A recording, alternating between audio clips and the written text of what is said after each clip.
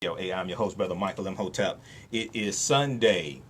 It is November 4th, 2018, and we are off of daylight savings time. So make sure you check your times, check your clocks. So it is 2 days before midterm elections, and these are probably going to already for early voting. It's already set a record for midterm elections. Already 33 million people across the country have already voted. It could well be 100 million people that end up voting. All right. So on tonight's show, last Sunday I had one of my teachers, Dr. Claude Anderson, on, and we talked about how African Americans can use our economics to enforce our politics, how we can use our economics to enforce our politics. If you missed that show, just like all the other ones, they are podcasted at AfricanHistoryNetwork.com. AfricanHistoryNetwork.com. Go right there, click on the link, listen to podcasts, and you can listen to that show and about almost 900 other episodes of the African History Network show going back to 2010. All right, so on tonight's show, I'm going to pick up on a topic we dealt with about 2 or 3 weeks ago. We're going to deal with the history of why African Americans switched from the Republican Party to the Democratic Party. The history of why African Americans switched from the Republican Party to the Democratic Party. Okay? And contrary to popular belief, it largely was not because of the Civil Rights Act in 1964. This is like the myth that's out there. No, you have to go back at least you have to go back about 40 years prior to that to really understand this history. Okay? So we're going to talk about that tonight, and then also we'll talk some about Malcolm X's, one of his most famous speeches, called the Ballot or the Bullet. The Ballot or the Bullet. He delivered it April 3rd, 1964 in Cleveland, Ohio, and April 4th, 1964 right here in Detroit, Michigan. And Malcolm, in that speech, he talked about Democrats and Dixiecrats. But that speech is very much misunderstood.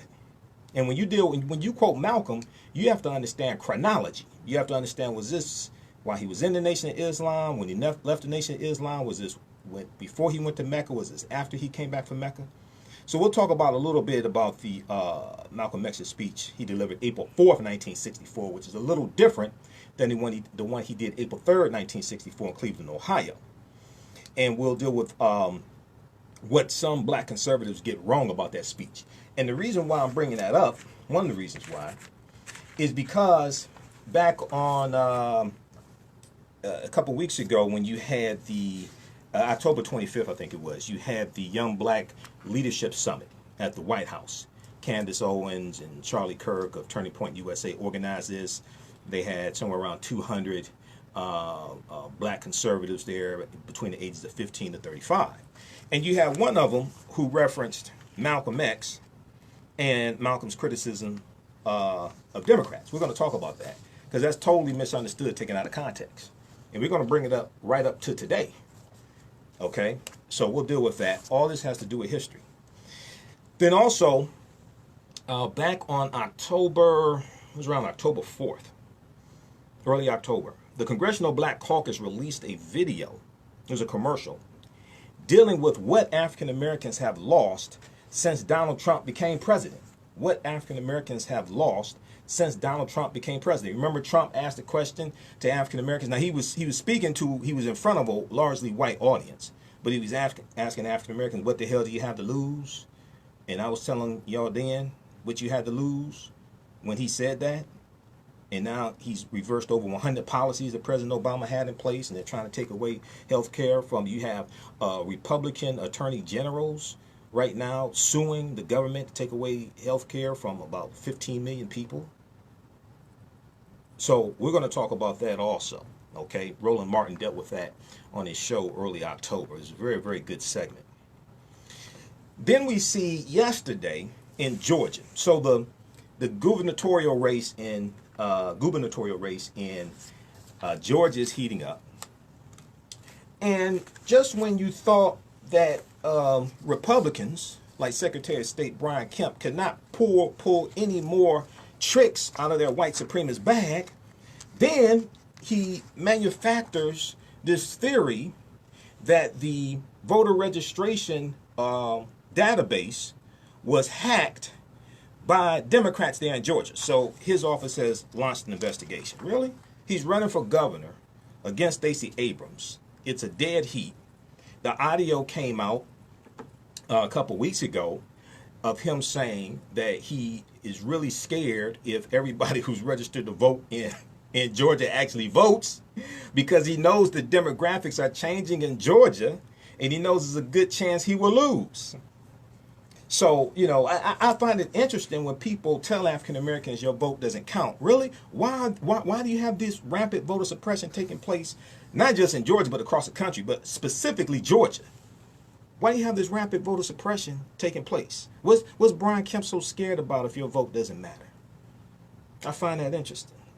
Brian Kemp's office orders hacking probe of Georgia Democrats on eve of election he's competing in. He just came up with this yesterday. Okay. So we have that taking place. Oh, no, I think that was today. I think that was this morning.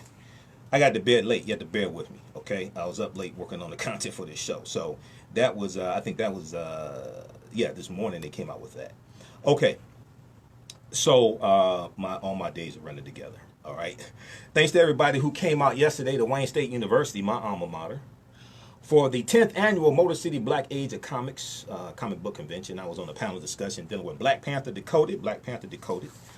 So that was really good. Shout out to Andre Batts and Brother Keith Young, everybody involved with that.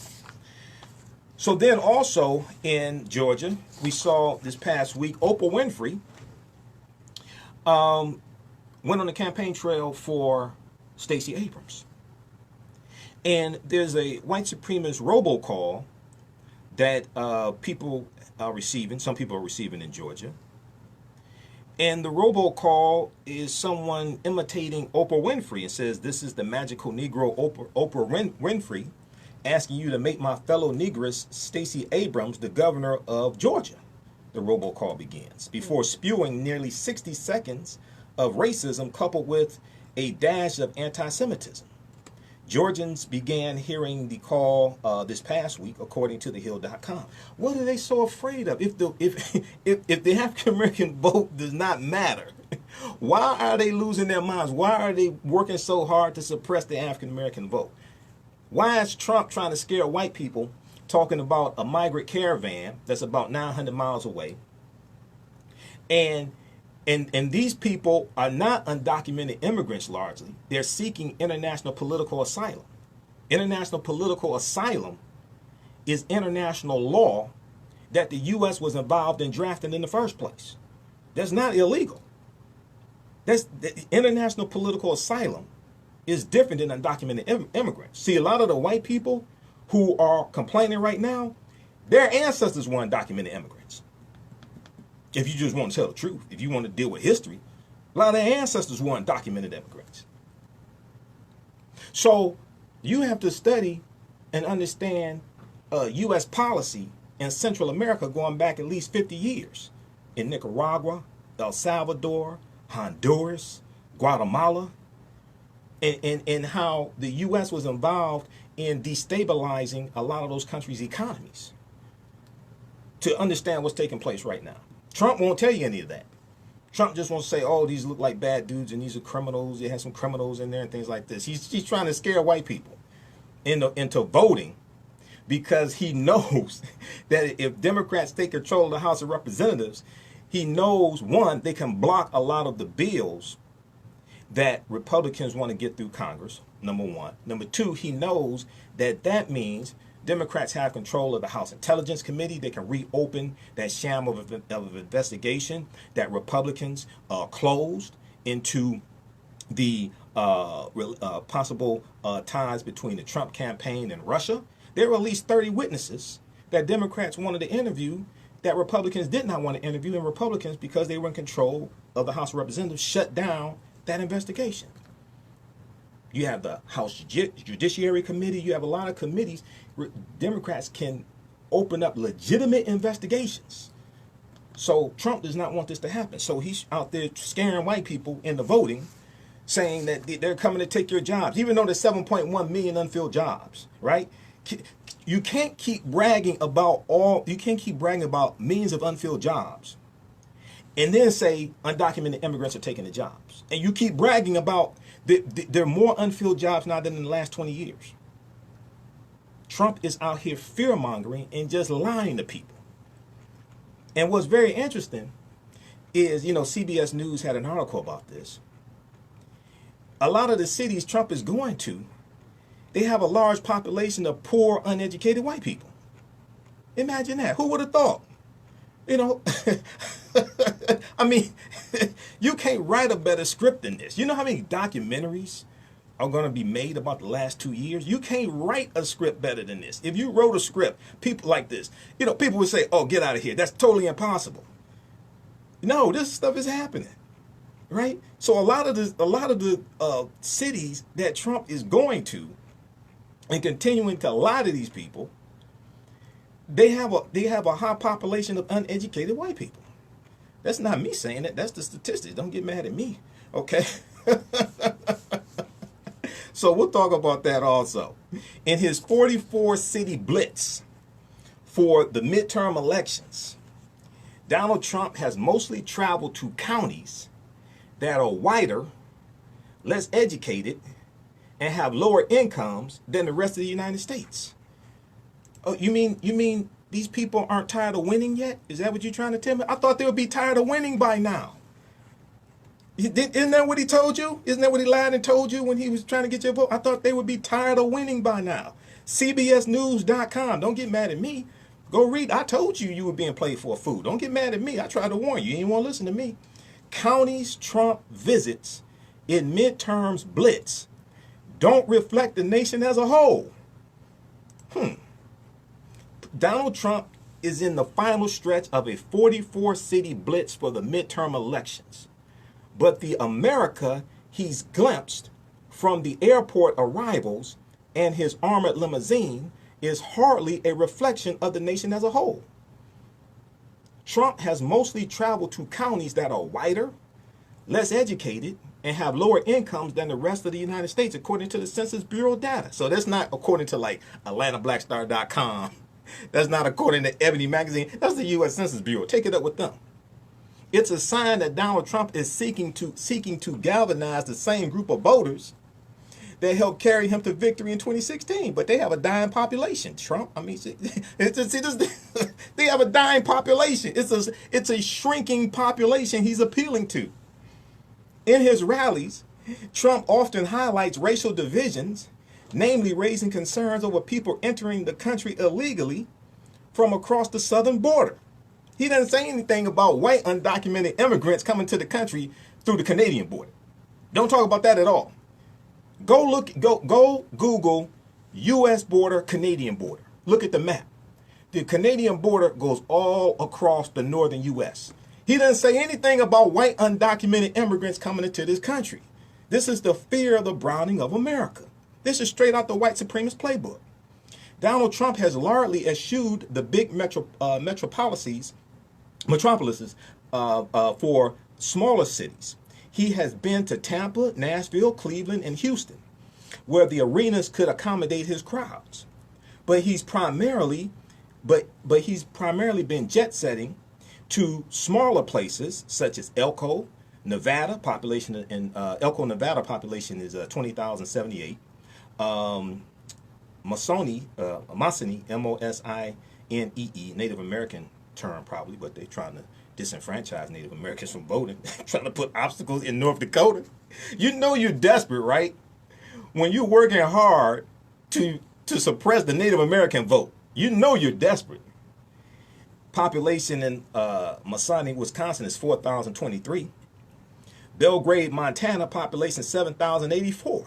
Remember during the campaign, Trump said, I love the uneducated? Yeah, I'm sure you do.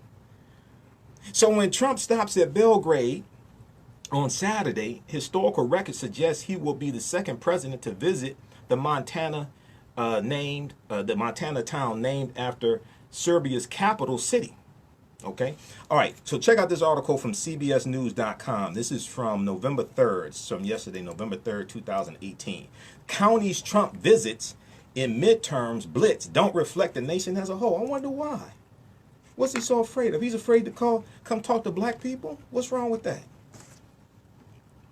So we have Brian Kemp with the rampant voter suppression taking place in Georgia. And then we see President Obama on the campaign trail again. We know last week he was in Detroit, and Friday before last he was in Detroit, and he was in Milwaukee on the same day. We see this past week he was in Florida, so we'll talk a little bit about that as well. All right, we're broadcasting on our Facebook fan page, The African History Network, The African History Network. Coming up on a break here in a couple minutes. So share this broadcast on your Facebook page. Invite your friends to tune in. Also, you do not want to miss this history lesson. Hey, remember at the African History Network, we focus on educating, empowering, and inspiring people of African descent throughout the diaspora and around the world. Because right knowledge corrects wrong behavior. What you do for yourself, what you do to yourself, and what you allow other people to do to you and get away with is based upon what you think about yourself. What you think about yourself is based upon what you have been taught about yourself. What you've been taught about yourself is based upon everything you've read, heard, and seen about yourself. So when you control the radius of a man's thoughts, you can control the circumference of his actions, because the mind can't do or teach what it doesn't know. We deal with a number of different topics here: current events, politics, education, economic empowerment, entrepreneurship, relationships, love, sex, health issues, and much, much more. Sign up for our email newsletter. Text the word KEMET, K-E-M-E-T. Text the word KEMET, K-E-M-E-T, to 22828 to sign up for our email newsletter. Also visit our website, AfricanHistoryNetwork.com. All of my DVD lectures are there. You can sign up for the online classes I teach. They're all on demand. Watch at your own pace. You can donate to the African History Network at our website or paypal.me, paypal.me/The AHN Show. And coming up Wednesday, November 7th, 6 p.m. to 9 p.m. at the Charles H. Wright Museum of African American History, the 50th anniversary of the Detroit Black Panther Party for Self-Defense. It's a presentation, and it's moderated. It is a presentation and a moderated panel discussion. Keynote speaker is Dr. Charles E. Jones, professor, department head, University of Cincinnati. Visit theright.org, theright.org for more information. Brother Blair Anderson will be there as well. He's from Detroit, and he's in the documentary that you saw on PBS, Vanguards of the Revolution, about the Black Panther Party for Self-Defense. All right, listen to the African History Network show right here on 910 AM, the Superstation, the Future Radio. I'm Michael Imhotep. We'll be back in a few minutes. All right, stand by, everybody. We'll be back in 2 minutes. What's that? Hey, can you turn that down in here, please, Nikki? You can hear it? Yeah, I can hear it through the speaker. Thanks. All right, guys, stand by. We'll be back, and we'll be back here in 2 minutes. How's everybody doing? Share this broadcast on your Facebook page. When we come back, we'll get into the history of why African Americans switched from the Republican Party to the Democratic Party. All right. Okay, so who we have here? We have Dennis, Jade. How you doing, Jade? Arundel, Gloria. Yeah, you definitely have to vote midterm elections. What'd you say? Oh, no, I was saying I got that song ready. So Okay. I'm only going to do like 5 seconds of it, need to chime in. Yeah, start it up at like the 30-second mark. The song? Yeah. Start up at the 30-second mark. And then that first clip, probably at the 10 o'clock hour, probably at 10 o'clock when I come back from the break, we'll go to that first clip from MSNBC. All right. Okay, who we have here? Rashid. How's everybody doing?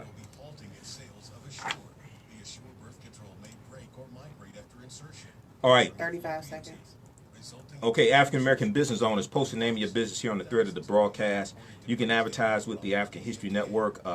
Email us at customerservice@africanhistorynetwork.com. Customerservice@africanhistorynetwork.com. Okay, and you can advertise with the African History Network. We'll come back from break in just a few seconds here. Yeah. Huh? Yeah, no, you're coming. You're good.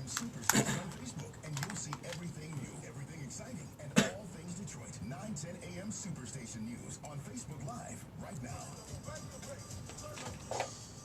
All right, let's go.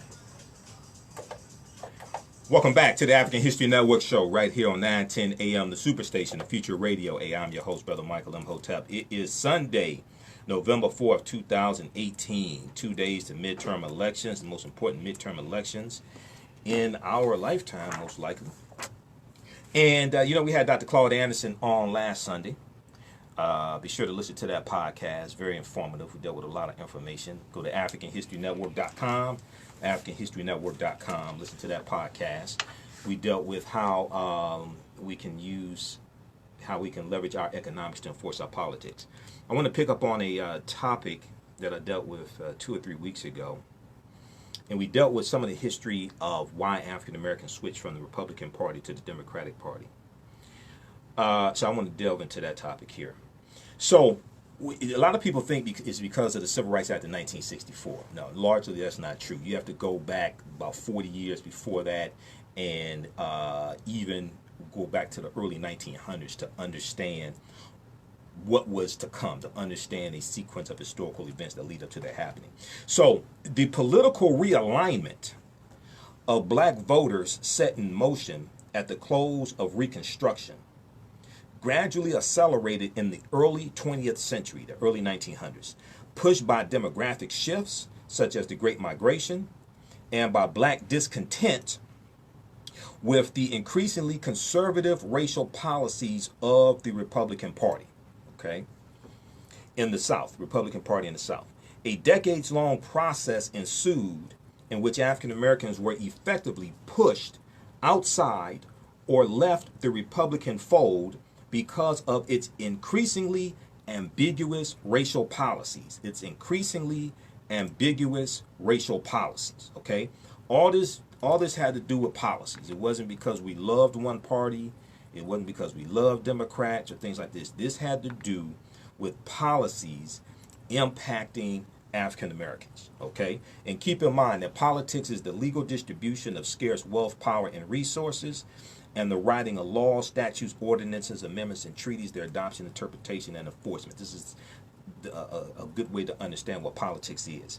So by the end of this era, the major political parties' policies and a re-emergent activism among younger African Americans positioned black people for a mass movement in the early and mid 1930s to the Northern Democratic Party. The Northern Democratic Party. You have to make a distinction between the Northern Democratic Party and the Southern Democratic Party, often referred to as the Dixiecrats, who were the Southern segregationists. Okay, so even though there's still one political party, you had different factions of the political party. Just like today, you have different factions of the Democratic Party. You have the established Democratic faction. You have the more progressive Bernie Sanders wing. All of the Democratic Party. Same thing in the Republican Party. Okay. All right. So we have to understand this history. So weakened to the point of irrelevancy, Southern Republicans after the year 1900 curried favor with the political power structure to preserve their grasp on local patronage jobs dispensed by the National Party. Therefore, Southern white GOP officials or Republican officials embraced Jim Crow. Southern white GOP officials embraced Jim Crow through political factions such as the Lily White Movement, which excluded blacks, and Black and Tan societies, TAN, which extended only token political roles to African Americans. The party gradually ceased to serve as an outlet for the politically active cadre of Southern African Americans. So you have to understand some of the history of the Republican Party, which was founded in 1854. It was founded as a direct result of the Kansas-Nebraska Act of 1854, which left the decision about whether or not to have slavery in the Western territories that U.S. citizens were moving into. It left that decision up to those people moving into those territories as opposed to being dictated by the federal government. Okay, so the Republican Party was organized by groups of abolitionists who were in opposition to slavery, and they were the counter to the Democratic Party at the time, the Democratic Party. All right, and the Democratic Party that we're dealing with at the time was the Democratic Party that really basically comes into existence in 1828. They were known as Jacksonian Democrats, named after President Andrew Jackson. Okay, but these two parties are largely going to come.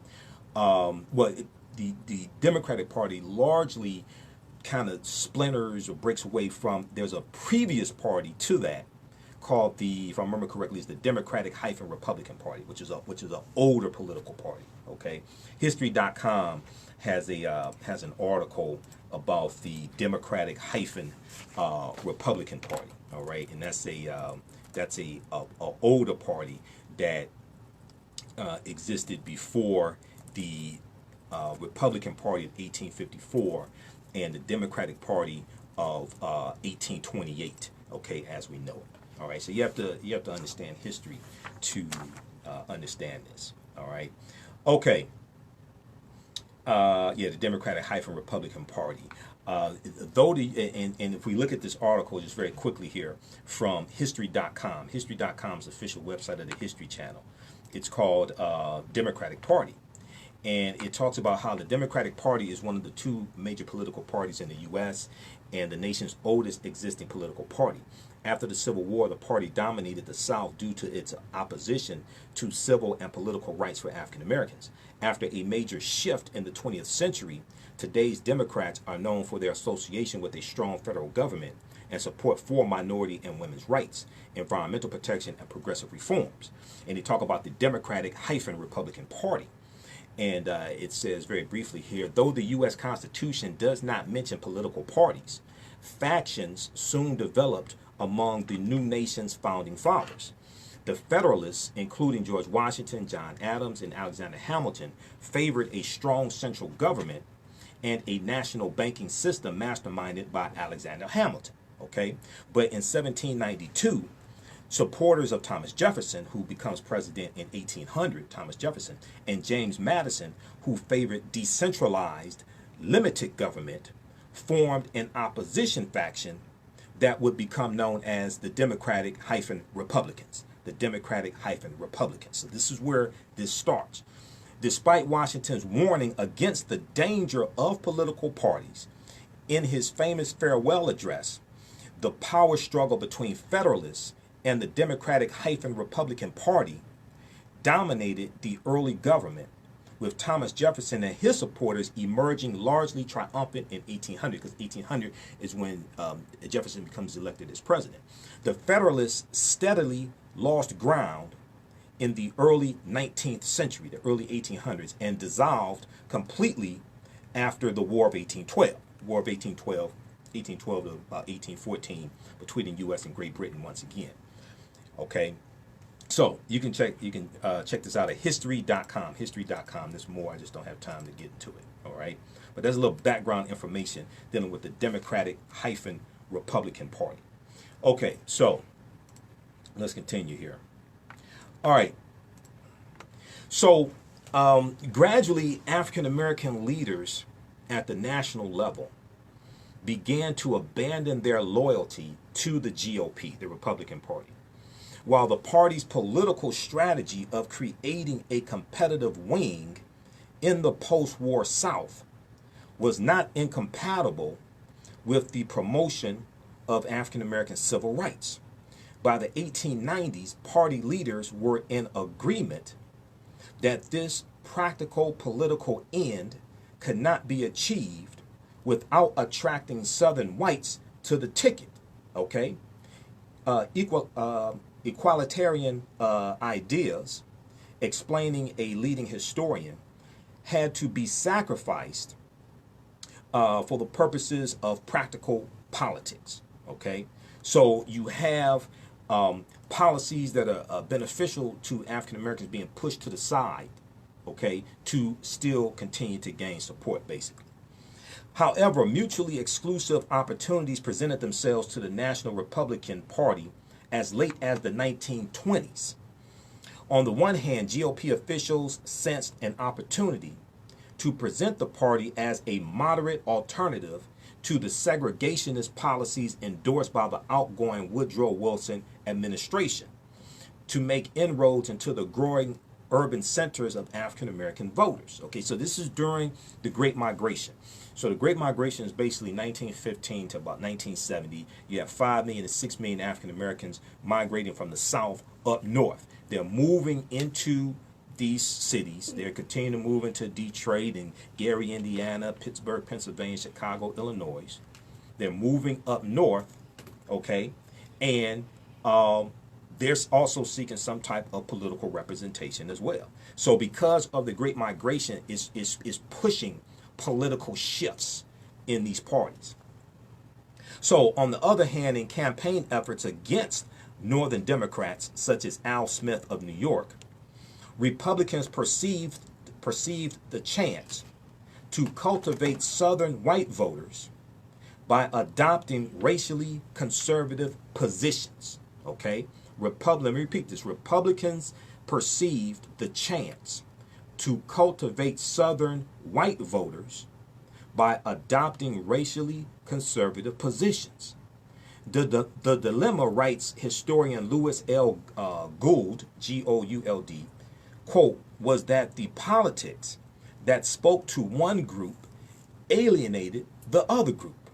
The politics that spoke to one group, African Americans, alienated another group. The party chose a middle course.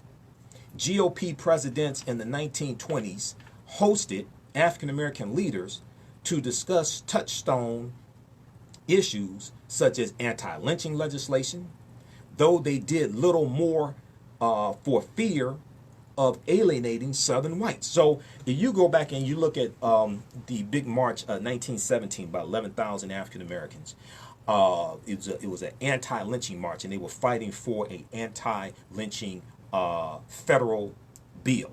Okay, and that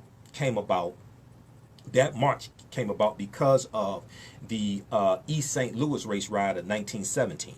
When you look at why one of the main reasons why the NAACP was formed in 1909, coming out of the Niagara movement, which was created in 1905. But 1909, the NAACP, one of the things that they were fighting for, one of the reasons why they were formed, was because they were fighting for federal anti-lynching law. Okay, and they largely convened because of the Springfield, Illinois race riot of 1908, which was one of the early northern race riots. And when you study the history of the formation of the NAACP, it caused people like Dr. W.B. Du Bois and Ida B. Wells and others, it caused them to think that maybe the solution to the problem was a interracial organization, as opposed to just, say, like the Niagara movement, which is the African American organization, or the organization that the Niagara movement splintered from, which was the Afro American Council, founded in 1898 by Bishop Alexander Walters and Thomas T. Fortune. Okay, which was an earlier one of the early African American civil rights organizations. You had the National Afro American League, which was founded about 1892, and then you have the Afro American Council, which was founded in 1898. Okay, and by 1903, in the Afro American Council, you had two factions that broke out. You had a pro Booker T. Washington faction, okay, that was more of an accommodationist type faction, and then you had the other faction that was more progressive, which was Dr. W.B. Du Bois. So Du Bois is going to separate from that, and they formed the Niagara movement in 1905. Okay, all right. So, so the dilemma, as historian Louis L. Gould said, was that the politics that spoke to one group alienated the other. The party chose a middle course. GOP presidents in the 1920s hosted African American leaders to discuss touchstone issues such as anti-lynching legislation that they did little more for because of fear of alienating Southern whites, because they needed the Southern white vote. Okay, the party's relative lack of enthusiasm for changing segregation practices in the civil service, okay, civil service jobs, enforcing the reduction clause of the 14th Amendment, or endorsing fully the enactment of an anti-lynching legislation, convinced many African Americans that the political priorities of the party of Abraham Lincoln were no longer compatible with those of the African American community. So as these demographic shifts change, as more African Americans are moving into these northern cities, you have a change in the priorities and the policies of the Republican Party. and they're perceived to no longer be beneficial to African Americans, who were largely Republicans. So at the 1926 National Convention for the NAACP, the NAACP pointedly resolved, quote, "Our political salvation and our social survival lie in our absolute independence of party allegiance in politics and the casting of our vote for our friends and against our enemies, whoever they may be and whatever party labels they carry." Let me repeat this. So they're talking about 1926. They're talking about African Americans having no party affiliation, but voting based upon our issues and policies that are most favorable to us, regardless of party affiliation. At its 1926 National Convention, the NAACP pointedly resolved, quote, "Our political salvation and our social survival lie in our absolute independence of party allegiance in politics and the casting of our vote for our friends and against our enemies, whoever they may be, and whatever party labels they carry." Okay? But when they talk about our friends, they're talking about based upon policies. They're not talking about drinking buddies. They're talking about based upon policy. They're talking about getting something tangible for your vote. So the Republicans' presidential nominee, so a few minutes ago we talked about the Lily White movement. You have to research the Lily White movement and Herbert Hoover. This largely comes about 1928, and this starts a seismic shift, okay? The Republicans' presidential nominee in 1928 cast more doubt in African American voters' minds. Herbert Hoover's handling of the relief efforts after the devastating 1927 Mississippi River floods disappointed the African American community. Sounds like Flint, Michigan water crisis. Tone deaf, not to be confused with tone loc, tone deaf to issues that resonated with African Americans. Herbert Hoover catered to the lily white delegations at the Republican National Convention. The platform contained no meaningful or substantive concessions to African Americans' interests besides a perfunctory sentence about the necessity for anti-lynching legislation. Okay? So they were not talking about policies, for the most part, that were beneficial to us. These are the Republicans. Okay? Furthermore, during the campaign, Herbert Hoover devised a Southern strategy against Democratic nominee Al Smith, who was perceived negatively in the South because he was Catholic and was believed to present ethnic and African American interests. Al Smith was a Northern Democrat. At this time, you have the Northern Democratic Party. It's one Democratic Party, but you have factions. You have the Northern Democrats that were more, quote unquote, liberal, for the most part. And then you had the Southern Dixiecrats, as they were often called, and as Malcolm X called them, the Southern Dixiecrats, who were the segregationists. Okay? This is in the Democratic Party. So Al Smith was a Northern, he's from New York. He was a Northern Democrat. So Herbert Hoover is trying to appeal to the Southern Republicans, who are also segregationists, because all Republicans weren't like for African Americans. You have in the South, you have Republican segregationists as well. Herbert Hoover is trying to appeal to them. Okay? And also, a drawback of Al Smith was that he was a Catholic. So we know that the British colonies were Protestant. Okay? And when you study the Ku Klux Klan, when you read the bylaws of the Knights of the Ku Klux Klan, you had to be a white Anglo-Saxon male Protestant at least 16 years old. They didn't allow Catholics into the Ku Klux Klan. Okay, so All right, so furthermore, during the campaign, Herbert Hoover devised a Southern strategy against Democratic nominee Al Smith, who was perceived negatively in the South because he was Catholic and was believed to represent ethnic and African American interests. By appealing to the racially conservative white vote with tacit support for the segregationist status quo, Herbert Hoover fractured the solid South and captured the electoral votes of 5 southern states. 5 southern states: Virginia, North Carolina, Tennessee, Florida, and Texas. Okay, almost all of them are former Confederate states, if not all of them. Virginia, North Carolina, Tennessee, Florida. Yeah, those are all former Confederate states. The 1928 presidential campaign. See, once again, this deals with the Lily White movement. The Lily White movement was a movement of the Republican Party to push African Americans out of the party because they wanted to make the Republican Party lily white. They wanted it all white, okay? The 1928 presidential campaign marked a significant step toward the eventual black exodus from Republican ranks.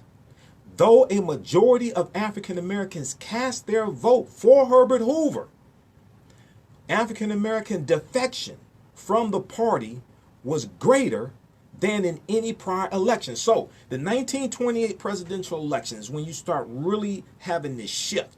Even though the majority of African Americans who were registered to vote voted for the Republican Herbert Hoover, this is still the largest defection of African Americans at the same time during that presidential election. Now, manufacturers of public opinion within the African American community, including the Chicago Defender, a historic African American newspaper founded by Robert Abbott, the Chicago Defender, and the Baltimore Afro-American, okay, supported Al Smith. And the Afro-American, that's what they were called because that newspaper was founded about 1892. And the term, as I explained to people, the term Afro-American did not start in the 1960s. The term Afro-American goes back to the 1830s, okay?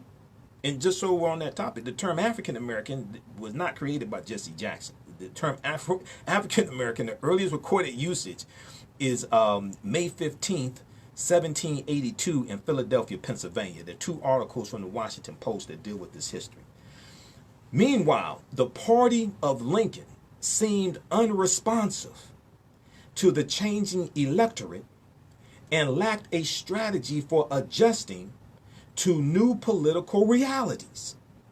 Quote, as Negroes moved to the north and to the cities, they became part of the new urban constituency, okay, explains historian Richard Sherman. Quote, just as America had ceased to be predominantly Anglo-Saxon, so had black-white relations ceased to be primarily a problem for the South. In short, Republicans failed to develop a program which could attract major elements of the new urban America. End quote. A constituency that formed the core of the Roosevelt New Deal coalition that propelled Democrats into power in the 1930s. So as African Americans are migrating from the South to the North during the Great Migration, they want their needs met also, which puts pressure on elected officials. And the Republican Party was not addressing those needs. Okay? And then when we go into the President Roosevelt administration, and he wins the presidency in 1932. This is during the Great Depression. The Great Depression was hard on white people. It was horrific for us. Hell, we lost over 200,000 farms during the Great Depression. So we saw some type of relief in the policies of the New Deal from President Roosevelt. Okay? So just as America ceased to be predominantly Anglo-Saxon, so had black-white relations ceased to be primarily a problem for the South. In short, Republicans failed to develop a program which could attract major elements of the new urban America okay? A constituency that formed the core of the Roosevelt New Deal coalition that propelled Democrats into power in the 1930s. Now, Dr. W.B. Du Bois insightfully observed that the dominant theme of the 20th century America would be the color line. As historian Manning Marable points out, that line, the color line, dating back to Reconstruction is right after slavery in 1865 to 1877, was remarkably resilient, outlasting the Southern experiment in multiracialism, economic depressions, foreign wars, and massive migrations of African Americans from the South to the North.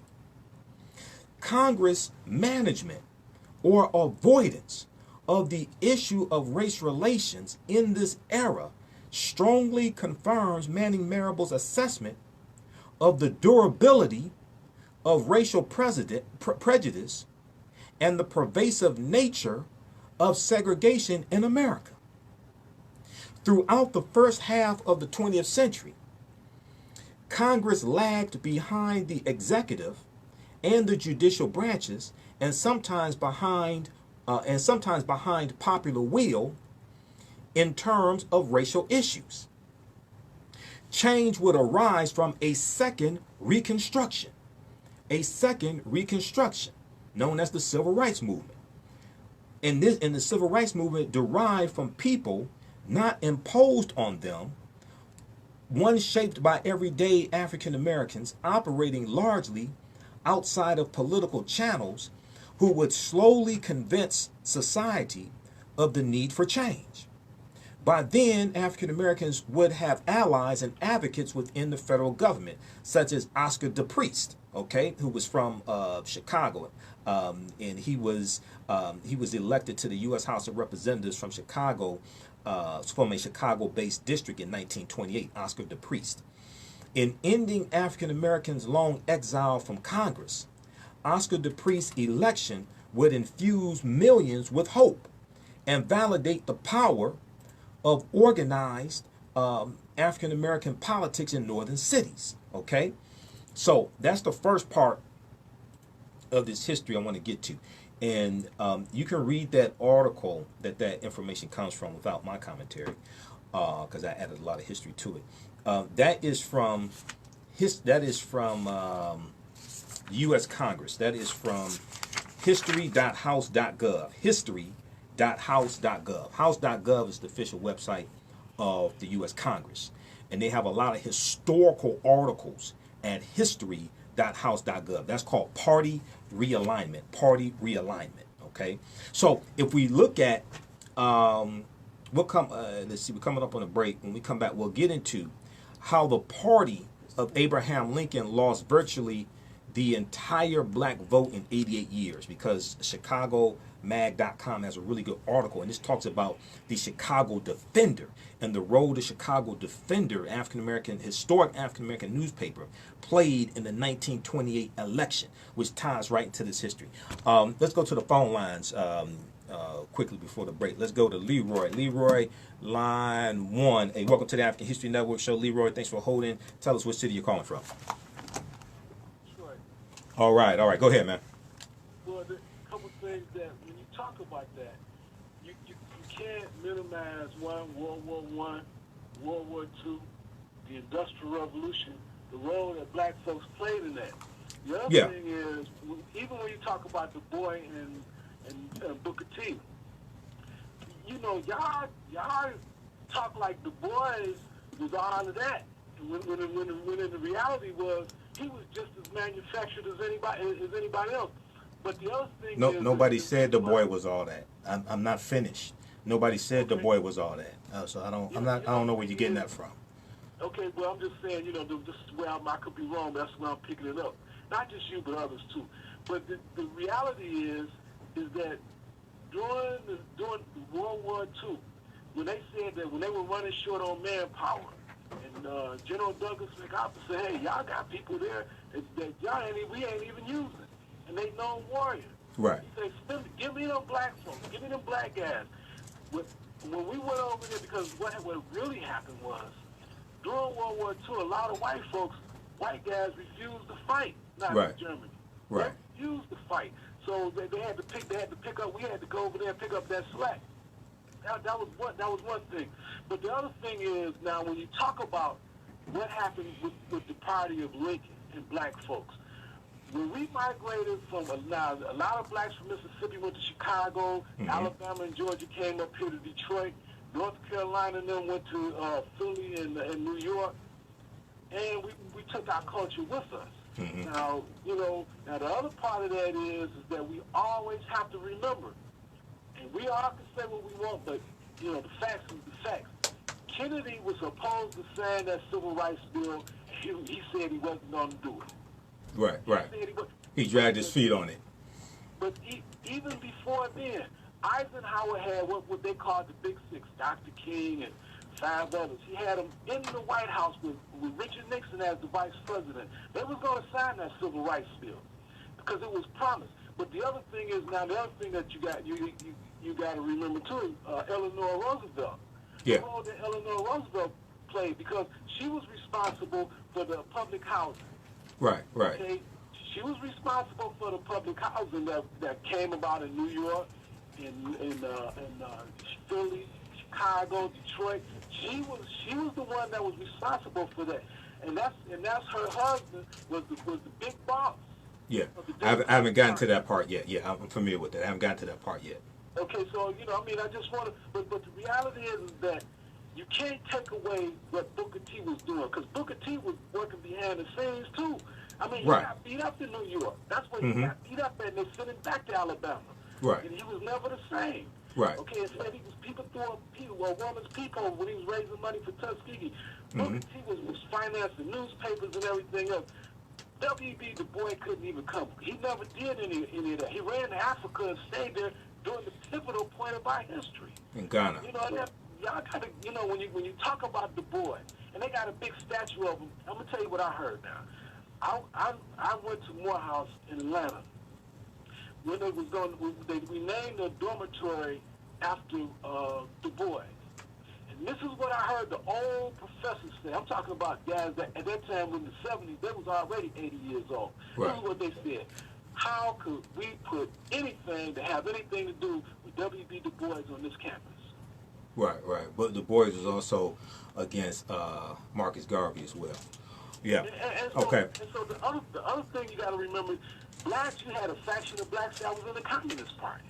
Yeah. Okay? Yeah. It wasn't just the Democrats. They was against civil rights. They was against civil rights. You talking about the Communist Party? You talking about the Communist Party? Communist Party. Yeah. Okay. They were against civil rights, and the thing of it is that they re-emerged in the 60s. Yeah. All of them, a few of them re-emerged in the 60s, and when they re-emerged, you'd be surprised who they were. Right. They claim they were, but I'm just saying, when we talk about this business with the Democratic, because we all know that the bottom line is that slavery, when the Emancipation Proclamation was signed, it still didn't go into effect until after the Civil War. Nobody was our friend. The Emancipation Proclamation went into effect January 1st, 1863, but that's not what freed the slaves. It was the 13th Amendment that freed them from child slavery. But look, we're coming up on the break. Thanks for calling, Leroy. Thanks for calling. All right, you listen to the African History Network show, 9:10 a.m. the Superstation, the Future Radio. Michael Imhotep. We'll be back in a few minutes. All right. Stand by. We'll be back in 4 minutes, everybody. All right. You don't have to play the music anymore. Okay. All right. Stand by. So when we come back, we're going to get into the second part of this, okay? And we're going to deal with the role the Chicago Defender played. Okay, because I have a lot more history to get to. How's everybody doing? Okay, Renee, Eric, Willie. All right, we have the bundle pack, the Africans that were here before Columbus bundle pack. It's available right now at AfricanHistoryNetwork.com. We'll post this right here. The African. Yeah, can you turn that down in here, please? Thanks.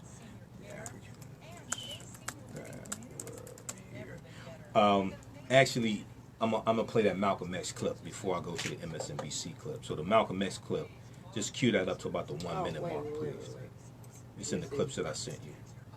Okay, so Malcolm X, you said 1 minute. Yeah, cue that up at the 1 minute mark, please, because that'd be the first clip I go to.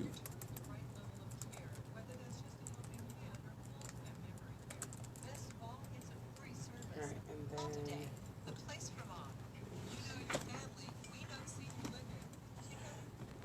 All right. And you say the MSNBC, was that what? That'd probably be clip 2, but the first one we'll do the Malcolm X clip. MSNBC is a short clip, so I'll play that whole thing. Okay.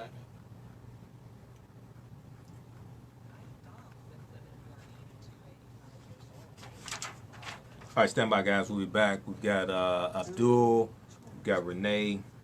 We'll be back in a few minutes here. Share this broadcast on your Facebook page. Invite your friends to tune in also.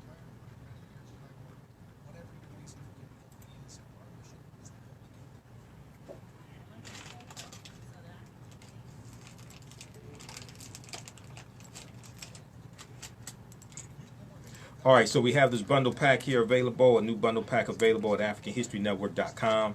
The Africans who were here before Columbus, the Africans who were here before Columbus. It includes my lecture I did with Dr. David Imhotep, who wrote the book, The First Americans Were Africans, Documented Evidence. We just posted the link here on the thread of the broadcast. The Africans who were here before Columbus. It includes a lecture by Dr. Ivan Van Sertima, who wrote They Were Here Before Columbus as well. We have a couple presentations in there from Dr. John Henry Clark and Dr. Yosef Ben Yakin. It's an 8 DVD bundle pack. It's an 8 DVD bundle pack, The Africans Who Were Here Before Columbus.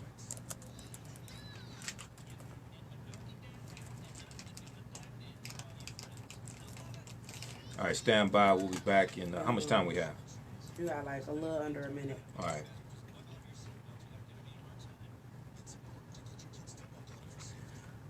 All right, so we're broadcasting here on Facebook Live. So share this broadcast on your Facebook page. Invite your friends to tune in. Let's see here. What is 35 seconds. all right.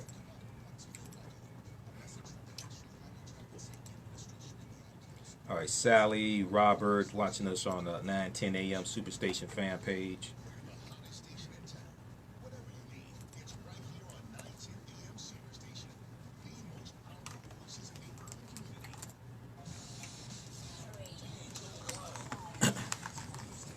All right, 10 seconds. Huh? 10 seconds.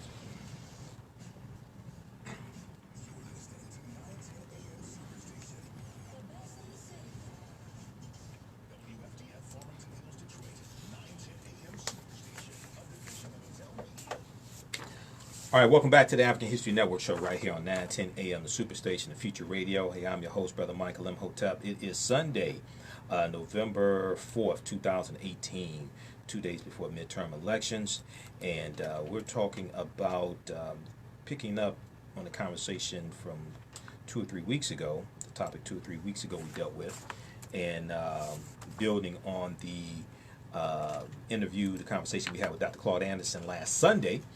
We're dealing with the history of why African Americans switched from the Republican Party to the Democratic Party. Okay, so we'll get back to that in just a minute. Here, I want to remind you that coming up Wednesday, November 7th, 6 p.m. to 9 p.m.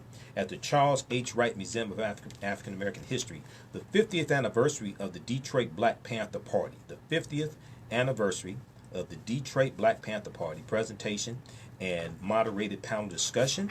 Keynote speaker, Dr. Charles E. Jones, professor and department head, University of Cincinnati. The moderator will be Samuel, let's see, he is in the PhD, Samuel Hogsett from Wayne State University. Panelists include Luke Tripp, PhD, member of Drum and professor at St. Cloud State. Aaliyah Harvey Quinn, director of Force Detroit. Farouk Azizuddin, Detroit Black Panther Party member, and Lenny Sinclair, co-founder of the White Panther Party. Visit theright.org, W-R-I-G-H-T, theright.org for more information. It's a free event open to the public, so be sure to come out and support the Charles H. Wright Museum of African American History. Also, they have a, Sunday, November 11th, 3 p.m., they have a event taking place there. They're screening a documentary called Human Zoos, Zoos, on display in the name of science. It's a free screening and a discussion featuring film director John West, and there'll be a panel discussion Sunday, November 11th, 3 p.m. in the General Motors Theater. Human Zoos reveals the shocking history of how people from Africa and elsewhere were put on exhibition as missing links between humans and apes. Missing links between humans and apes. See the documentary and then participate in a Q&A session with the film director and other panelists. Okay, and they have a website you can check out. It's so you have to register. It's free, a free film screening, but you have to register. Humanzoos.org/Detroit. Humanzoos, ZOOS.org/Detroit. Okay, America's forgotten history of scientific racism. Okay, so right before the break, we were dealing with the history of why African Americans switched from the Republican Party to the Democratic Party. And also, I want to let you know quickly, we have the 8 DVD bundle pack, The Africans Who Were Here Before Columbus. The Africans Who Were Here Before Columbus DVD bundle pack at our website, AfricanHistoryNetwork.com. Includes my presentation and with Dr. David Imhotep, a lecture we did together dealing with the first Americans were Africans, documented evidence, and also dealing with we have a lecture from Dr. Ivan Van Sertima that came before Columbus, and some other goodies in there also. Okay, that's at AfricanHistoryNetwork.com. And lastly here, okay, I have to let you know when the next meeting for the Black Legacy Coalition to Save the Charles H. Wright Museum is coming up. I have to pull that information up. I'll get that to you before we get off the air tonight. All right, so let's go back to the history I was dealing with. Okay, so when we look at 1928 was a pivotal time, that 1928 presidential election, okay? And ChicagoMag.com has a really good article that deals with how the party of Lincoln lost virtually the entire black vote in 88 years, how the party of Lincoln lost virtually the entire black vote in 88 years. In 1928, the Chicago Defender, historic African-American newspaper, the Chicago Defender warned the GOP that it was in danger of alienating African Americans. The GOP did not listen, and the fall came fast, okay? So going back to June of 2016, okay, during a few months before the 2016 presidential election, June of 2016, the political website 538 had a political reporter named Claire Malone, M-A-L-O-N-E, Claire Malone, who did a thorough dive into how the GOP, the Republican Party, lost the votes of every significantly large minority group in the country. Every significantly large minority group in the country, becoming a party of quote-unquote breathtaking whiteness. Their words, not mine, even though I concur. And she starts somewhere very interesting, okay? So she said in the book Party Ideologies in America from 1828 to 1996. Party Ideologies in America, 1828 to 1996. Political scientist John Gehring, G-E-R-R-I-N-G, marks the beginning of the modern Republican Party as Herbert Hoover's shifting campaign rhetoric in 1928 and 1932, when he talked about the virtues of the American home and family more so than hard tack economics, because this is during the Great Depression, which starts in 1929. This is during the Great Depression. Okay, so he's talking about family values. So Herbert Hoover's oratory about the progress of the individual being threatened by an overzealous government bureaucracy stuck around for the next 8 decades, and the wisdom of generations has helped us discern that this was indeed the start of a new Republican era. But it's missing something significant, something I learned when I interviewed Ethan Michaeli, Michaeli, about his epic history. It's a book entitled The Defender, How the Legendary Black Newspaper Changed America. The Defender, How the Legendary Black Newspaper Changed America. And in this book, Michael weaves the Chicago Defender's work in and out of the country's evolution in the 20th century, from boxing rings to Chicago wards to the highest echelons of White House politics. So in the excerpt from the book, from chapter 10 says, in the final weeks of the 1928 general election, the Chicago Defender printed a series of articles and editorials that listed post-war grievances with the Republican Party. So this is after World War I, which is basically 1914 and 1918. This is after World War I, okay? And these are grievances that African Americans have with the Republican Party. In Washington, D.C., where the federal government was in direct authority, Republican presidents Warren G. Harding and Calvin Coolidge, as well as Republican majorities in the U.S. Congress, had not only acquiesced to the segregation of public transit, but failed to stop or even criticize parades of thousands of Ku Klux Klansmen before the White House. The newspaper was particularly dissatisfied with the current Republican nominee for president, Herbert Hoover, who had spoken favorably of making the party, quote unquote, lily white, and excluded African Americans from their traditional role in that year's Republican National Convention. Most troubling of all was the candidate's covert backing from the Ku Klux Klan, whose members despised the Democratic nominee, New York Governor Al Smith, because he was Catholic. So Al Smith, as I said prior to the break, he was a Northern Democrat, okay? And you have the Southern segregationists, okay, Dixiecrats, and a lot of them don't like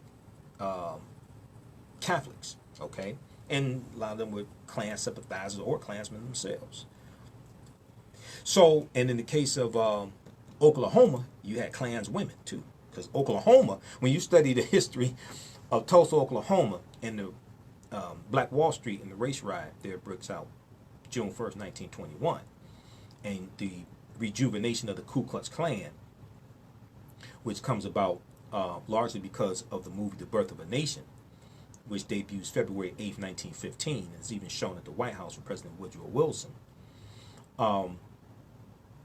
In Oklahoma, they had an auxiliary group of the Klan for white women. Okay, so Congress had not only acquiesced to the segregation of public transit, but failed to stop or even criticize parades of thousands of Ku Klux Klansmen before the White House. The Chicago Defender newspaper was particularly dissatisfied with the current Republican nominee for president, Herbert Hoover, who had spoken favorably, making the party lily white and excluded African Americans from their traditional role in that year's Republican National Convention. Okay, most troubling of all was the candidate's covert backing from the Ku Klux Klan, whose members despised the Democratic nominee, New York Governor Al Smith, because he was Catholic. This was just 65 years after the Emancipation Proclamation was signed and goes into effect January 1st, 1863. which was a military strategy, did not free the enslaved Africans. Many people who had been emancipated from slavery by the actions of a Republican president, Lincoln, were still alive, with many more living under the rule of Democratic, Jim Crow Southern politicians. So what the Chicago Defender did next was quite bold. Finally, in an October 20th, 1928 editorial entitled, "What We Want," the Chicago Defender made a dramatic announcement. They said, quote, "We want justice in America, and we mean to get it. If 50 years of support to the Republican Party doesn't get us justice, then we must, of necessity, shift our allegiance to new quarters," end quote. It was the first time the Chicago Defender had failed to endorse the Republican presidential candidate since 1912. Now, in the run-up to the 1912 presidential election, Woodrow Wilson, despite a typical history as a Southern Democrat, had reached out to African-American voters, including leaders like Dr. W.B. Du Bois. After Woodrow Wilson's victory, the Chicago Defender newspaper reported that a substantial number of blacks supported Woodrow Wilson. Once in office, Woodrow Wilson immediately alienated his African-American supporters. Okay? Kind of like Donald Trump. He'll invite him to the White House. Young Black Leadership Summit, he'll invite him to the White House. But what substantive policies came out of that meeting? So, Robert Abbott, founder of the Chicago Defender, is a diehard Republican his whole life, Michael stated. He went on to say, quote, "But with Hoover, Herbert Hoover, who is explicitly, I wouldn't describe him as a racist, but he's interested in what he called a quote-unquote lily white Republican Party. This is after generations in which the Republican Party has stood for racial justice, is founded on racial justice, because it was founded by groups of abolitionists who were trying to abolish slavery. So Robert Abbott, founder of the Chicago Defender, feels that it's quite a betrayal. At this point, even he is frustrated with the Republican Party. And there's that famous Chicago Defender cartoon. There was a phrase, "The Republican Party is the ship, all else is the sea." The Republican Party is the ship, all else is the sea, S-E-A. And there's a cartoon the Chicago Defender runs that says, "If this is the ship, we'll take the sea. If the Republican Party is the ship, we'll swim, because it's not doing us any good." Okay, this is the 1928 era. Okay, so the Chicago Defender did not immediately turn against the GOP as a whole. As Macaulay describes, the former alderman Oscar DePriest from Chicago was running as a Republican for the U.S. House of Representatives and poised to be the first African American in Congress from a northern state. Oscar DePriest won and remained in office until 1935, a counterweight to the thawing relationship between the Chicago Defender and the Democrats, which picked up after 4 years of Herbert Hoover. Okay, so Herbert Hoover only serves one term. After that one term of Herbert Hoover, the Chicago Defender is warming up to the Democratic Party. So the Republican National Convention was held in Chicago that summer, which to those at the Chicago Defender made the near absence of African Americans all the more galling. So consistently had Herbert Hoover pursued his policy of making the party lily white that the newspaper, Chicago Defender newspaper, had to fight even to get African American delegates seated. By contrast, black delegates delegates spoke at the Democratic National Committee 1 month later in Chicago, where the Chicago Defender received a comparatively warm reception from Franklin Roosevelt and his wife Eleanor Roosevelt. So they're being pushed out of the Republican Party because of Herbert Hoover's Lily White movement, and they received a much better reception from the DNC at their convention. In exchange, the Chicago Defender newspaper framed the convention and its nominee, President Roosevelt, Franklin Roosevelt, in a positive light. Herbert Hoover met with a large black delegation at the White House, but, quote, still refused to be photographed with the group, maintaining his policy of not appearing in print with African Americans, end quote. Okay, totally different than Trump, because Trump loves to have a photo out with African Americans, so they could run that at the top of every hour on Fox News. Mike Halley goes on to say, quote, but they don't quite break with the Republican Party at this point.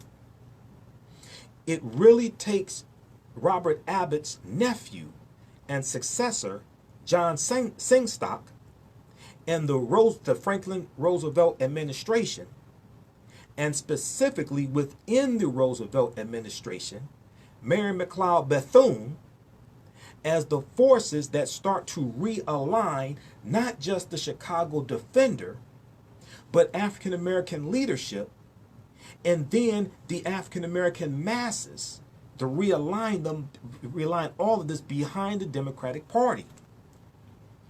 It's a long campaign that really comes from leaders of that caliber and at that level. You could not have done it without Franklin Roosevelt and without his wife, Mrs. Roosevelt, Eleanor Roosevelt. Now, Mary McLeod Bethune was a director of the Office of Minority Affairs in the National Youth Administration and a conduit between the cabinet and African American leaders. And she was a friend of Eleanor Roosevelt, and it was Eleanor Roosevelt who pushed her husband to employ Mary McLeod Bethune in his administration. The Chicago Defender's leadership had correctly perceived something about President Roosevelt, but it wasn't enough to endorse him, given the still quite racist nature of the Democratic Party as a whole. But the tipping point was near. Oscar DePriest from Chicago ran against Roosevelt's New Deal as quote-unquote socialism and radicalism, okay? And because it perpetuated segregation, he had a point there. We'll pick this up on the other side of the break. You listen to the African History Network show, 910 AM the Superstation, the Future Radio. I'm Michael Imhotep. We'll be back in a few minutes. All right, guys, stand by. We're back in a few minutes. Okay, so you have the Malcolm X clip queued up? Yes. All right. Yes, right. All right. Because I'm going to get to that in a few minutes here.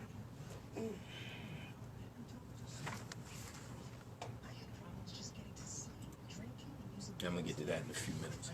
How's everybody doing? All right. Hey, share this broadcasting on Facebook page. Invite your friends to tune in also. We'll be back in 2 minutes here. What? Oh, yeah. Okay. You seeing some of these comments out here? I'm looking at the 910 talking page. about the FBI case? At the 910 page? Yeah. Which FBI case? He said he's not talking about it. He just said like every leadership African American had turned out to be an FBI case.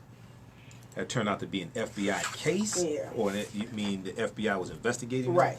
Oh, I think that's what he meant. Okay. That's what it's saying, to be an FBI case, but I think he meant, you know, they were investigated. Okay. Yeah. All right. Let me see who we have here. Okay, guys, stand by. Oh, I gotta find this. Stand by. We'll be back in a minute.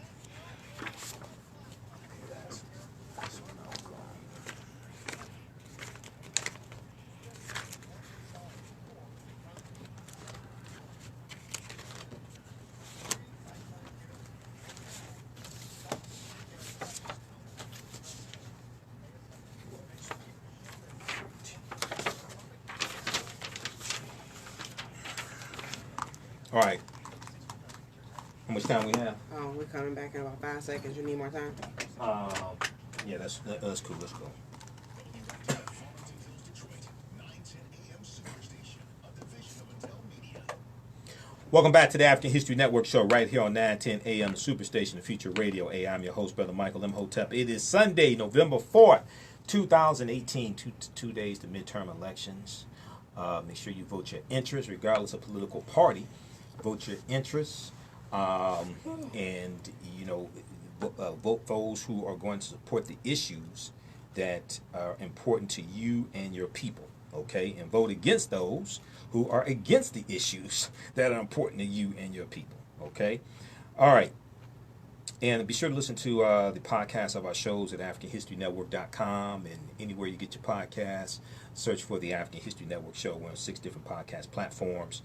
We're on Blog Talk Radio, Castbox, TuneIn.com, Acast, FM Player.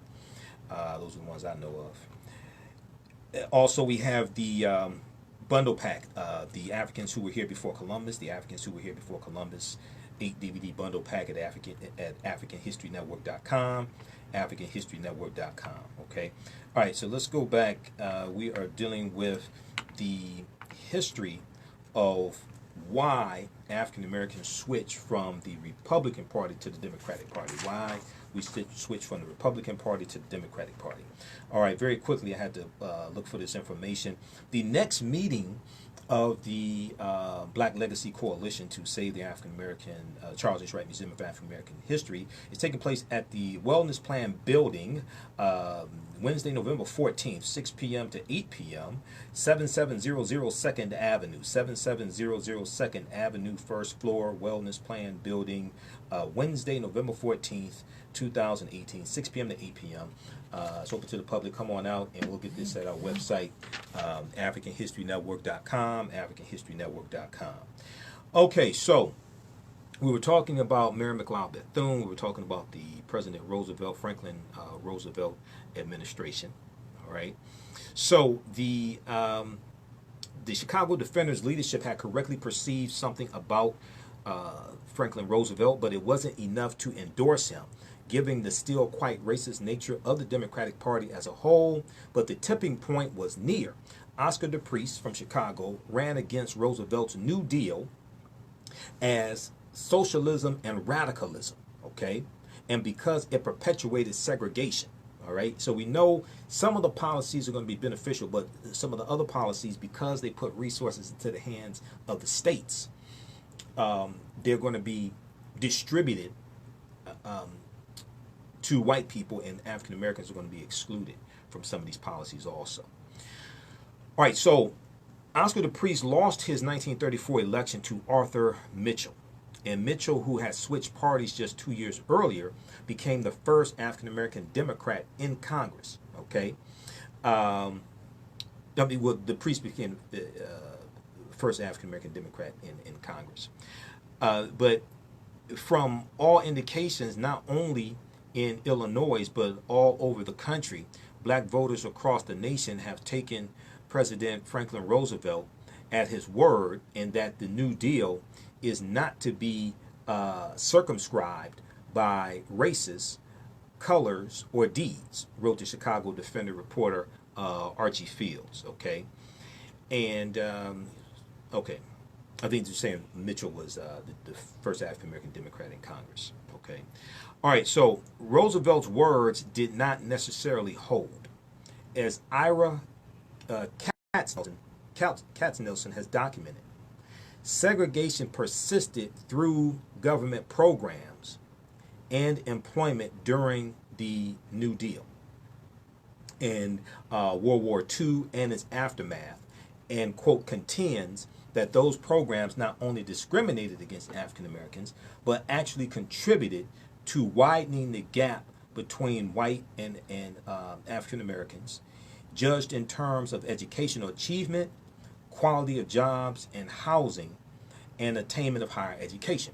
And if you read the book, How White Folks Got So Rich, The Untold Story of American White Supremacy, they talk about how a lot of the policies from the New Deal, because they were put into the hands of states to be distributed, the resources, how they discriminate against African Americans. And they talk about the Social Security Administration, for instance, which was created in 1935. And the Social Security Administration, it discriminated based upon occupation.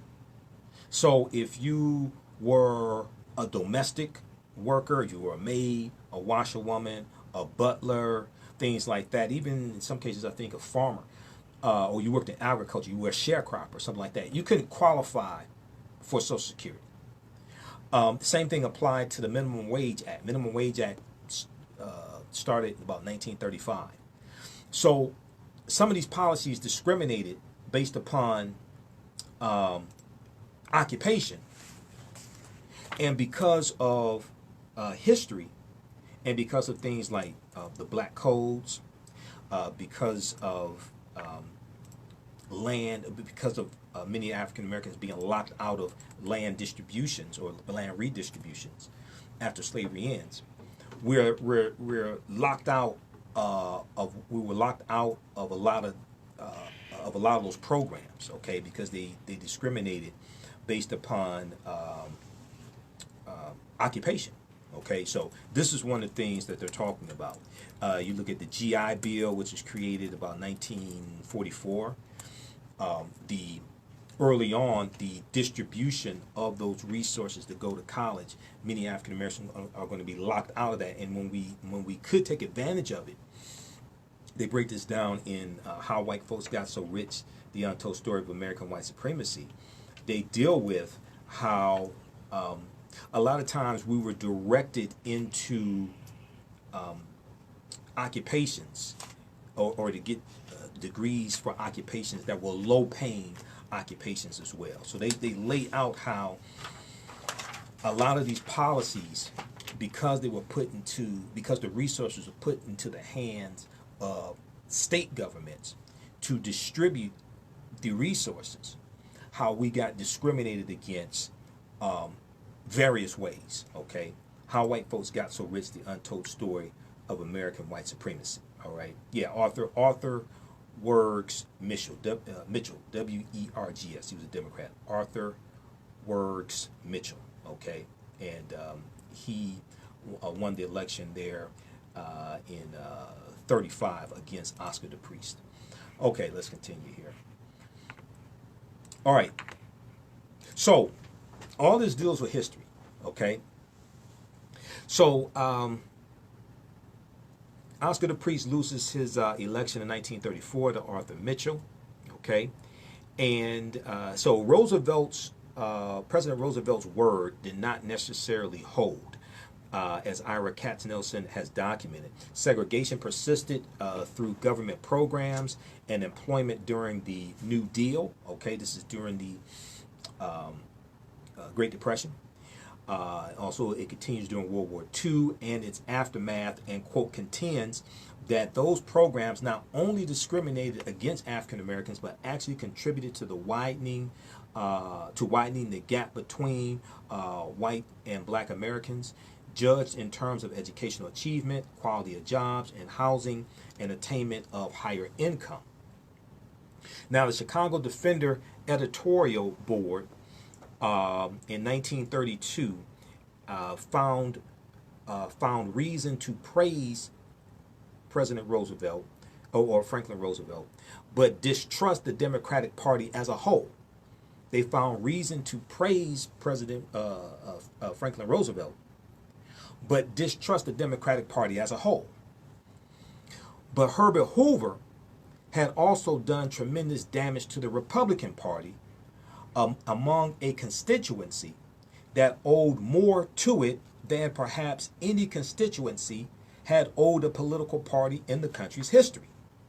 Thanks to the strength of that relationship and the power of party politics, the party will continue to retain African American voters for decades after the Herbert Hoover administration. But it slipped away generation after generation. So generation after generation, you have less and less African Americans who are Republicans and more who are Democrats.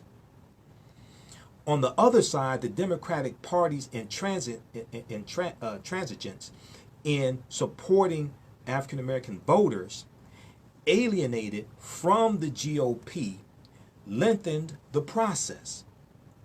McCalley described the Kennedy campaign's relationship to African American voters to me as quote unquote diffident, and outlined how a brilliant former defender, Chicago Defender reporter, turned political operative Lewis Martin was able to make a late push among black voters that pushed John F. Kennedy over the top.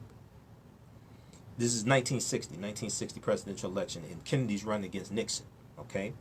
In fact, McCalley lays out a compelling argument that Lewis Martin's machinery, the machinery he put together, the campaign he put together, were effective enough to sail the Chicago Defender on John F. Kennedy.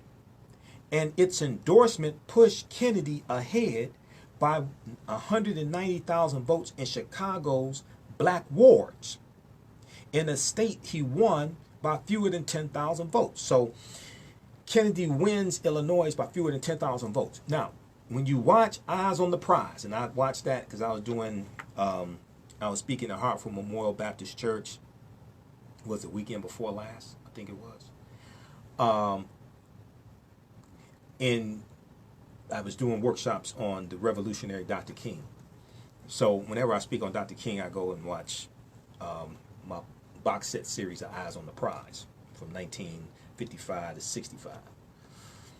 And they talk about the 1960 presidential election, Nixon versus Kennedy.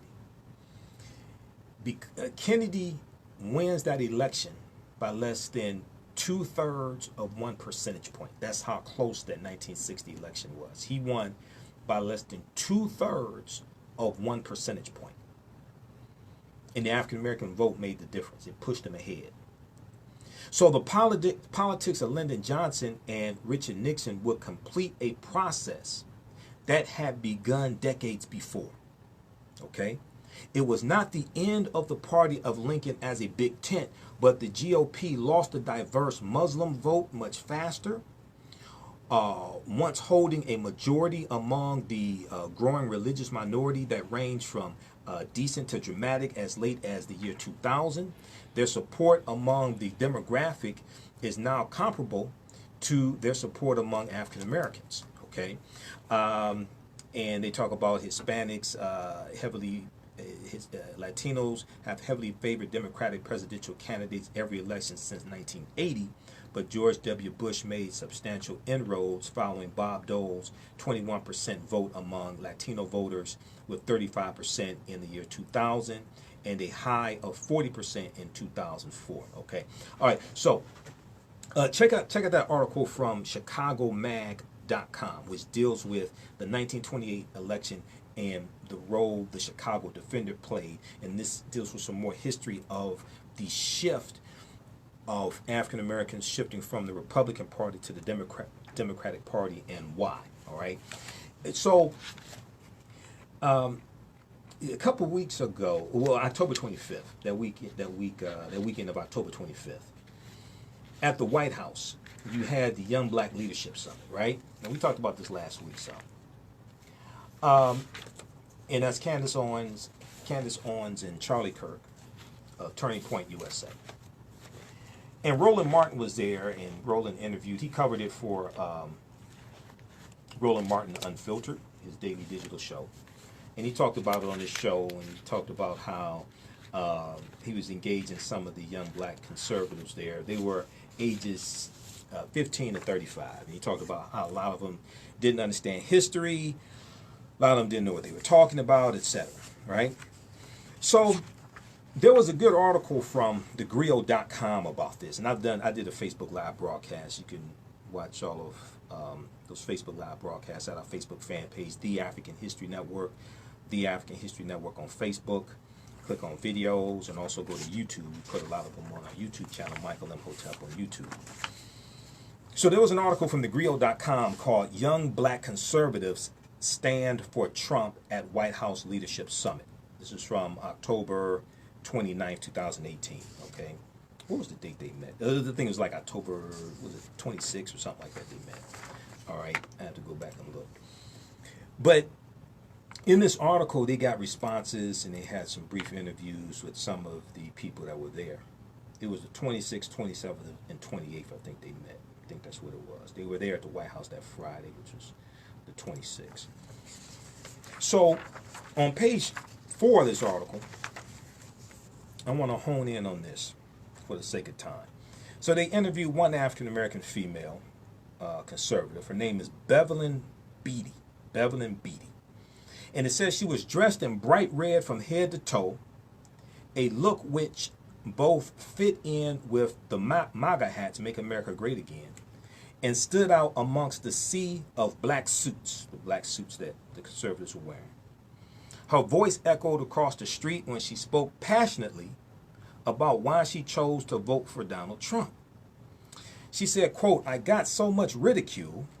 I was called a disgrace to my people.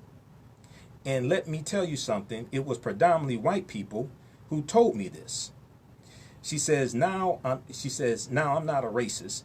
Okay. She said, "I'm not a racist now. I love my white people, but let's make something very clear. When you have a white person tell you how to think because you're black, that is racism. Racism is a system of advantage and privilege distributed based upon race that comes out of the ideology of white supremacy. That's what racism is. They have more sense than you do. Okay.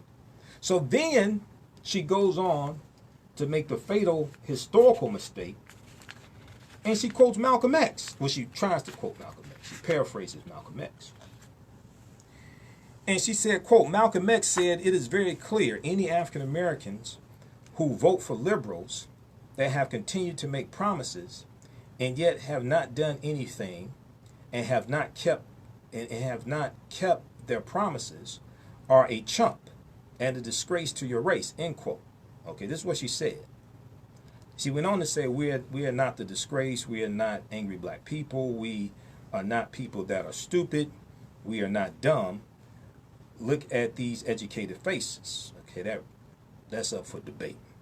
She said, "I came here and I was like, wow, all these black conservatives. So you're telling me I'm not the only one." Okay. So let's see. This is problematic. When you quote Malcolm or attempt to quote Malcolm, one, you have to understand chronology. Two, you have to discern whether this was when he was in the Nation of Islam, when he left the Nation of Islam. Was this before he went to Mecca? Was this after he went to Mecca? Okay, so let me help you out here. So she's paraphrasing Malcolm from his speech, The Ballot or the Bullet. Now, Malcolm delivered The Ballot or the Bullet April 3rd, 1964 in Cleveland, Ohio. The speech she's referencing sounds like from April 4th, 1964 in Detroit, The Ballot or the Bullet. So if you have the book, for instance, if you have the book Malcolm X Speaks by George Brightman, if you have this book right here, Malcolm X Speaks, right? This has speeches, significant speeches from Malcolm after he leaves the Nation of Islam. He officially separates from the Nation of Islam March 8th, 1964. The speech they have a transcript of the speech in here. The speech they have of The Ballot or the Bullet in here is the one he delivered in Cleveland, Ohio, April 3rd, 1964. Most of the transcripts online of his speech, The Ballot or the Bullet, are from April 3rd, 1964 in Cleveland. If you want the transcript for the one he delivered in Detroit, then you search for Ballot or the Bullet Detroit transcript. And you can get that from digitalhistory.uh.edu. Okay? Here's an excerpt from his speech in Detroit. Let's go to this clip.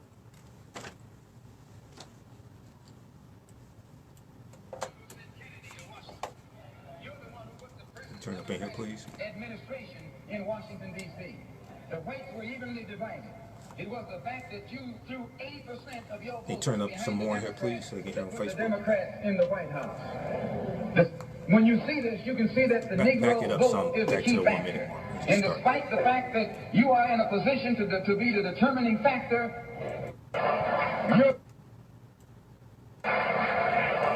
You're the one who sent Kennedy to Washington. You're the one who put the present Democratic administration in Washington, D.C. The whites were evenly divided. It was the fact that you threw 80% of your votes behind the Democrats that put the Democrats in the White House. When you see this, you can see that the Negro vote is the key factor. And despite the fact that you are in a position to be the determining factor, what do you get out of it? The Democrats have been in Washington, D.C. only because of the Negro vote. They've been down there 4 years. And all other legislation they wanted to bring up, they brought it up and gotten it out of the way, and now they bring up you. And now they bring up you. You put them first and they put you last. Because you're a chump.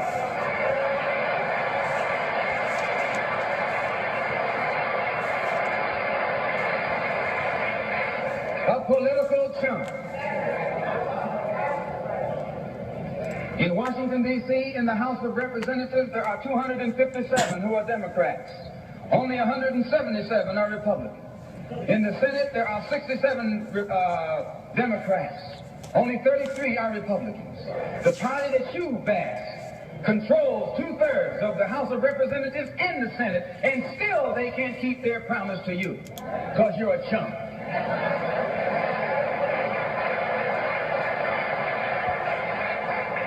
Anytime you throw your weight behind a political party that controls 2/3 of the government, and that party can't keep the promise that it made to you during election time, and you are dumb enough to walk around continuing to identify yourself with that party, you're not only a chump, but you're a traitor to your race. All right, stop it right there. All right, so now that sounds real good for a black conservative to try to quote Malcolm. But you have to understand history and what happened after Malcolm said that. Now, that was from April 4th, 1964. Luckily, you've come to the right place. I can help you out here. So, Malcolm said anytime, first of all, he broke down 257 Democrats in the House of Representatives, 177 Republicans, 67 Democrats in the U.S. Senate, and 33 Republicans. And he said, anytime you throw your weight behind a political party that controls 2/3 of the government, and that party can't keep the promises that it made to you during the election, and you're dumb enough to walk around continuing to identify yourself with that party, you're not only a chump, but you're a traitor to your race. Who controls the U.S. House of Representatives?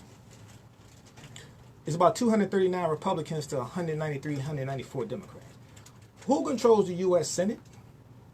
Is 51 Republicans to 47 Democrats and 2 independents for 49. So Republicans control the U.S. House of Representatives and they control the U.S. Senate.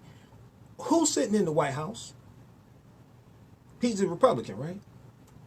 And they just put one white boy who loves to drink beer on the U.S. Supreme Court. So it's 5-4 Republicans on the Supreme Court. So let me get this straight. Republicans control the House of Representatives. They control the U.S. Senate. And they control the presidency, right? Trump and the Republicans have systematically reversed over 100 policies that President Obama had in place. They're attacking the affordable health care. They have gutted the civil rights departments at the U.S. Department of Justice, the Department of Education, the Department of Environmental Protection Agency, the EPA, the Environmental Protection Agency. All across the board, they're reversing policies President Obama had in place. His white supremacist Attorney General Jefferson Beauregard Sessions III, May 12, 2017, redeclared the war on drugs. They have backed out. They backed out of the voter suppression lawsuit dealing with the state of Texas. In the state of Texas, Jeff Sessions wanted to back out of the consent decrees with the police departments in Baltimore and Chicago. So, if you want to talk about somebody who's a disgrace to their race and a traitor to their race, and Republicans control the House of Representatives, and they control the U.S. Senate, and they control the White House, and they're doing everything they can to suppress the African-American vote. They're doing everything they can to reverse policies that President Obama had in place. Then who's the traitor? It's the ones walking around with the Make America Great Again hats on. These black conservatives. See, if you want to quote Malcolm, you need to understand history after he said that. Now, one, this is before Malcolm even goes to Mecca, He leaves April 13th, 1964. This is before the Voting Rights Act is signed. That's not signed to July 64. You have a 75-day filibuster by the Dixiecrats, the Southern Democrats. And when you read this speech, see, it's important. You have to read the speech. You can't just sit and listen to it. You have to read the speech, because Malcolm is talking about the Northern Democrats and the Southern Dixiecrats. The Southern Dixiecrats are the segregationists, those Democratic segregationists. And he's talking about how the Northern Democrats would not kick the Southern Dixiecrats out of the out of the Democratic Party. Okay? So this speech he gives April 4th, 1964. This is the one in Detroit. He gives this after March 26, 1964. What's significant about that date? That's the day that Malcolm X meets Dr. King. And they meet, this is the first and last time they met. They meet at the U.S. Senate debate for the Civil Rights Act of 64. So Malcolm goes to the U.S. Senate hearings for this. So when he talks about this is before the Civil Rights Act is signed into law. Okay? That's July of 64. Malcolm is assassinated before the Voting Rights Act is signed into law, August 6, 1965. He's assassinated February 21st, 1965. So this speech is before these promises from the Democrats are fulfilled. 1. 2, he talks about the Dixiecrats, right? But what happens is, because of the Civil Rights Act of 1964, because of the Voting Rights Act of 1965, these Southern Dixiecrats, these Southern segregationists that Malcolm is largely talking about, they largely leave the Democratic Party, and where do they go? They go to the Republican Party, where they still are today.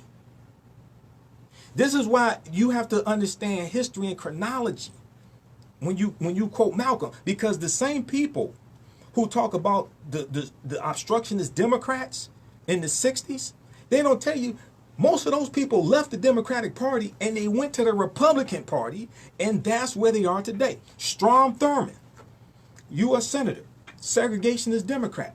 Strom Thurmond ran for president in 1948 as a Dixiecrat because the Democratic Party laid out a more pro-civil rights agenda. Now, Strom Thurmond is going to leave the Democratic Party because of the Civil Rights Act of 64 and the Voting Rights Act of 65. And he dies a Republican. So this is why you have to understand history. People don't want to talk about that. Okay? So if you look at 1964, the Civil Rights Act, and the presidential election of 64, and Barry Goldwater, is going to be because of the Republican Barry Goldwater, senator from Arizona, who runs for president, and he's in opposition to civil rights. This causes the last 1/3 of African Americans who are Republicans to largely leave the Republican Party. NPR.org has an article about this that breaks down this history. Why did black voters flee the Republican Party in the 1960s? Why did black voters flee the Republican Party in the 1960s? And they talk about how even though black voters began supporting the Democratic Party in great numbers almost a century ago, but the events of 1964 marked a dramatic shift in voting patterns that still are with us today. Vincent Hutchings, a political scientist who studies voter patterns at the University of Michigan, says the first major shift in black party affiliation away from the Republican Party happened during the Great Depression, as we talked about, okay? He talks about Franklin Roosevelt, all right? And he says the data suggests that even as late as 1960, only about 2/3 of African Americans were identified with the Democratic Party, okay? Today's about 90%. Now, according to Vincent Hutchings and Tufts University's historian Peniel Joseph, Barry Goldwater is what happened. Okay, Professor Joseph said, quote, Barry Goldwater for Republicans becomes a metaphor for the Republican response for this revolution that happened in the United States. The revolution was Freedom Summer, the period 50 years ago, or a little more than 50 years ago now, when hundreds of college students, most of them white, had journeyed to Mississippi to help African American Mississippians become registered voters. The state's response to that integrated movement had been swift and violent. Less than a month before the GOP met for its national convention in San Francisco, organizers Andrew Goldman, James Chaney, who was African American and born in Mississippi, and Michael Schwerner had been kidnapped and they were killed by the Klan.